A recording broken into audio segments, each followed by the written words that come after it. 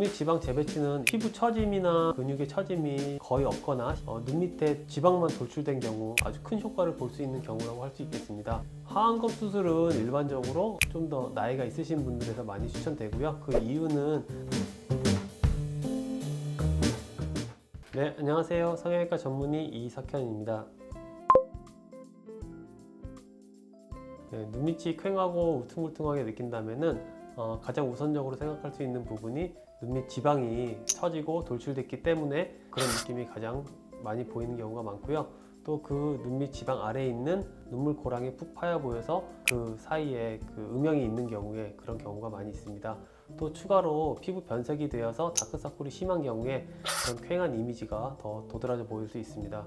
이렇게 눈밑 지방이 처지는 경우는 선천적으로 좀 눈밑 지방이 유독 좀 튀어나와 있는 분들이 어릴 때부터 그런 분들도 많이 계시고요. 또 그 부분이 사실 노화에 의해서 또 눈밑 피부는 굉장히 얇기 때문에 그렇게 처진 지방이 바로 피부 바깥으로 도드라져 보이는 경우가 많거든요.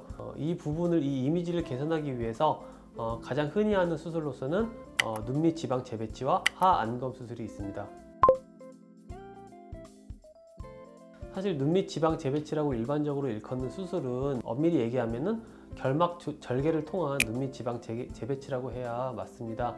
결막 절개를 통한 눈밑 지방 재배치는 흉터 없이 결막을 통해서 눈에 튀어나온 지방을 눈물고랑 인대 밑으로 펴서 넣어주고 일부는 제거하고 그런 식으로 진행되는 수술을 말합니다. 하안검 수술은 눈밑 지방 재배치를 포함하면서 피부 절제를 통해서 처진 피부와 근육을 더 보강하여서 고정할 수 있다는 그런 장점이 있는 수술입니다.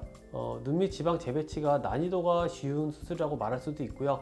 수술 자체가 사실 좀 더 심플하고 시간과 비용 측면에서 가성비가 좀 더 좋은 수술이라고 저는 생각합니다.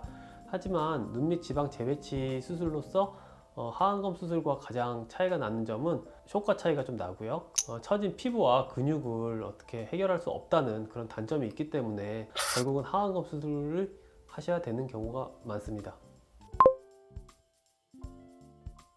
눈밑 지방 재배치는 일단은 가장 효과가 좋은 경우는 피부 처짐이나 근육의 처짐이 거의 없거나 심하지 않으면서 눈 밑에 지방만 돌출된 경우, 그런 경우에는 눈밑 지방 재배치로 아주 큰 효과를 볼 수 있는 경우라고 할 수 있겠습니다.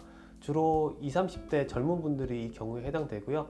물론 그 눈밑 지방 재배치를 하면서 재배치도 하고 눈물고랑 인대도 풀어주고 경막 고정해갖고 보강하는 과정도 다 포함되기 때문에 그 부분이 볼록 튀어나와서 피곤해 보일 때 눈물고랑 인대가 붙잡고 있는 파여 보이는 부분과 처진 지방 사이에 음영이 있을 때 그런 부분들 개선하는 데는 매우 좋은 수술이라고 할 수 있겠습니다.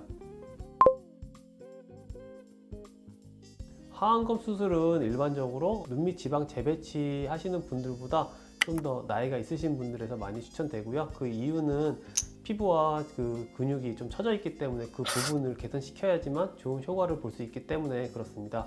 저는 주로 40대 후반에서 50대 정도를 그 나이의 경계로 보고 있고요. 하안검 수술 같은 경우에는 처진 피부를 좀 더 확실히 고정하고 그 눈밑 지방 재배치도 좀 더 확실하게 많이 할 수 있다고 저는 생각하고요. 그리고 경막을 보강해서 고정하는 것까지 포함하면은 하안검 수술 자체가 효과가 좀 더 크기 때문에 전반적인 눈밑 이미지 개선을 원한다면은 연세가 있으신 분들에 한해서는 하안검 수술을 좀 더 추천드리는 편입니다.